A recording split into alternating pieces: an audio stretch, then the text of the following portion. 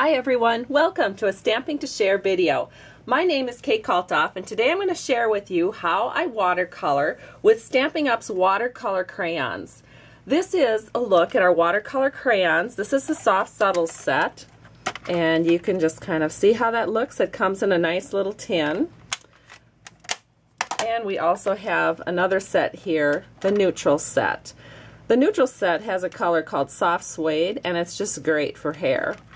So let's go ahead and get started. You'll only need a couple of tools. Stampin' Up actually sells a two-pack of Aqua Painters, and that's what I use when I use my Watercolor Wonder Crayons from Stampin' Up. And there's the one with the blue cap has the really large brush. I don't find that I use that as often because it's just a little bit too big for the detail that I like to put on my cards. There's a second size that comes in the set, and it is a much tinier brush, a little more pointy.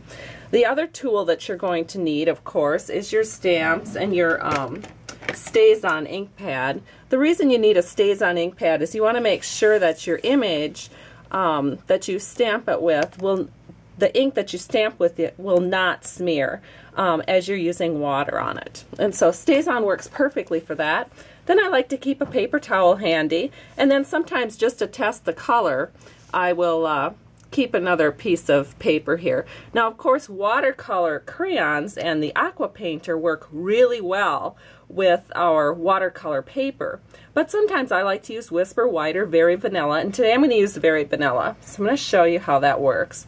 So the first thing that I do is I want to make sure that my watercolor pen is pretty dry. So the way you do that is you just kind of keep taking the water off until it feels dry to you. Then we're going to open up one of our sets here, and I just leave the colors right in the set, and I'll just take the watercolor, the aqua pen, and I'll just take some Pretty in Pink here, and I'll just keep working it, and then I can start on her dress. So let's go ahead and you can see how that just fills in real nice. And my pen is pretty dry, so when I do want to add a little more water to it, if it gets a little bit too dry, I can just squeeze the barrel, but of course I want to do this over a paper towel. I can just squeeze the barrel a little bit and I'll get a little more water. And again, I'll wipe most of it off because I don't want it too wet. And then I can go ahead and pull some more color off and just finish up the dress portion. And as you can see, that's all there is to it. There we go. And if you want to test the colors, for example, if I wanted to make her bow red and maybe put some red accents on this card, I'm gonna use the red crayon here, which is our rose red. And I can go over here to my test paper and just make sure that's the right color red before I go ahead and put it on my card. So I can go ahead and we'll just do a little bit of the red bow.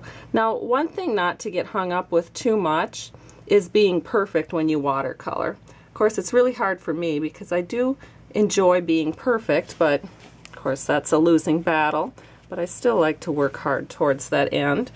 I'm going to add a little bit more maybe to her little lacy garment underneath her dress here, her little slip.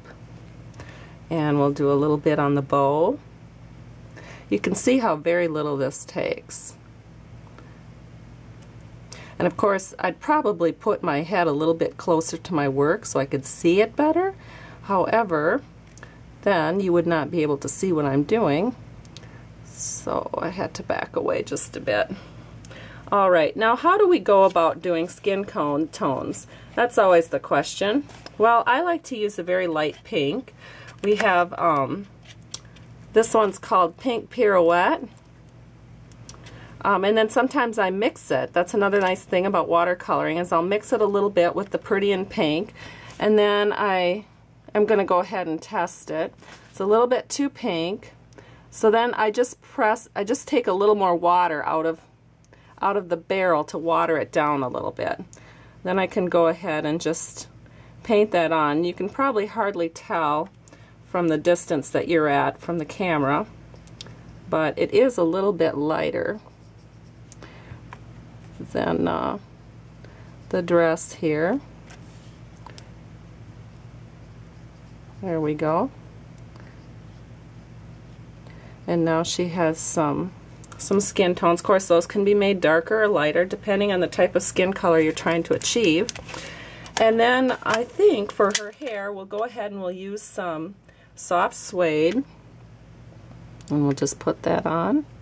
I love that color for hair. It's just perfect. And then we want to put a little color in her cheeks. So I'm going to go back, grab a little bit of red, and just add a little bit of color here to her cheeks. So she's got some nice rosy cheeks. And of course these colors do fade a little bit after they've dried. And so, let's see, maybe we'll add a little bit more, some little more touches to her dress here. And then, what the heck, we'll accent the dress lines. So I'm just taking a little bit of color here, and we're just gonna add some color to her dress wherever there's a little bit of a accent line. There we go. And maybe her collar. And we have our finished girl.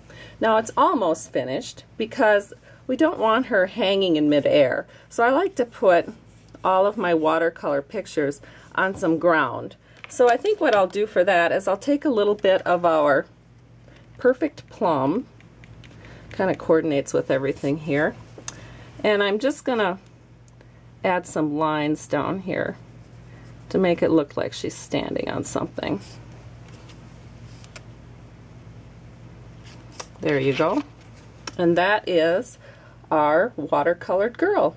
Hope you've enjoyed this tutorial, and I hope you will experiment with watercoloring yourself. Have a great day, and thanks for stopping by Stamping to Share. Bye-bye.